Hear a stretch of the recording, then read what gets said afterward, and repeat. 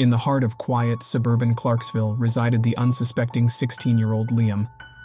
His parents were sales executives who frequently traveled for business meetings, leaving Liam to enjoy the tranquility of his family's quaint residence at 109 Chesterton Lane. The house had a storied past, rumored to be haunted, but Liam, being a staunch realist, paid no heed to such tall tales. The evening his parents left for their 3-day conference was like any other. After a lengthy day of academics and extracurricular activities, he found himself relieved to finally be home. Depositing his backpack, he prepared himself a light supper and took pleasure in the familiar silence of the house.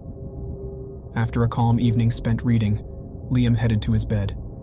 His sleep was undisturbed, but the following morning, the house appeared different. Liam woke to a bizarre scene. Every kitchen cabinet was ajar, their contents untouched, but for a tower of cups that had been violently thrown onto the floor. Closet doors were wide open, and despite the ominous feeling that filled the air, nothing inside seemed disturbed. He tried to dismiss these anomalies, attributing them to a dream or perhaps his own forgetfulness. But as the day progressed, unsettling events continued.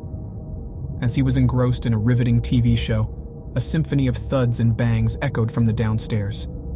Each sound was distinct, breaking the silence in sharp, haunting bursts. Heart racing, he strained his ears, bracing for the next crash. But when he mustered the courage to investigate, he found no cause for the cacophony.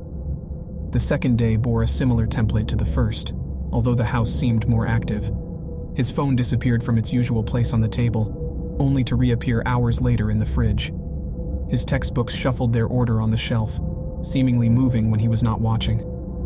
His ears caught whispered fragments of conversations he hadn't had, and the TV flickered on and off, flashing images of old family videos he didn't even remember recording. By the third day, Liam was at his wit's end. Having always been a practical teenager, he found it hard to believe in ghostly activities, but the whispers of the house's haunted past now seemed eerily relevant. "If you're here, show yourself," he challenged, his voice shaking in the still air. In response, the temperature in the room dropped significantly, and a chilling wind swept through the house, rattling windows and slamming doors. Suddenly, a transparent figure materialized in front of him. It wore an old-fashioned dress and had a sorrowful expression.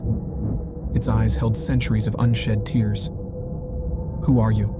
Liam demanded, trying to steady his trembling voice. "I am a previous tenant of this house, but I never left," the apparition answered in a hollow voice that echoed throughout the house.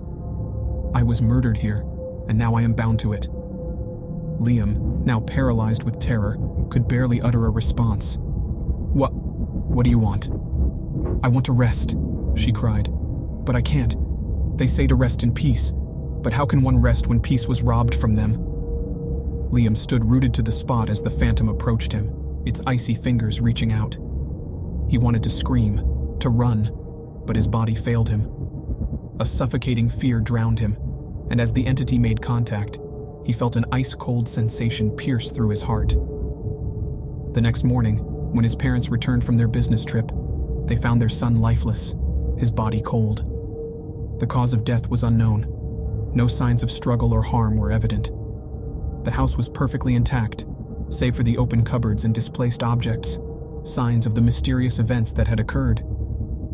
News of Liam's sudden and inexplicable death spread through the town, reigniting old whispers about the haunted 109 Chesterton Lane. The authorities were baffled, the medical examiners left scratching their heads, and the grief-stricken parents were desperate for answers. The only witness, the house itself, remained silent. After the funeral, Liam's parents couldn't bear to live in the house that held so many happy memories, now overshadowed by a dreadful event. The house was left vacant, waiting for its next tenant. However, no one dared to move in, and over time, the house at 109 Chesterton Lane was forgotten, its horrific history fading into legend. But some nights, if you're brave enough to approach the property, you might hear a strange noise, a whisper perhaps, or see a faint flickering light in one of the windows. And if you listen closely, you might even hear the chilling echo of a young boy's voice, forever trapped within the confines of the haunted house, calling out for the peace that eludes him. the uninvited tenant of 109 Chesterton Lane continues to reside there, waiting for the chance to tell her story. A grim reminder that some stories are not merely tales or folklore, but echoes of a haunting truth, waiting for the right ear to fall upon. When you subscribe, be sure to click the notification bell. Click here for more true scary stories.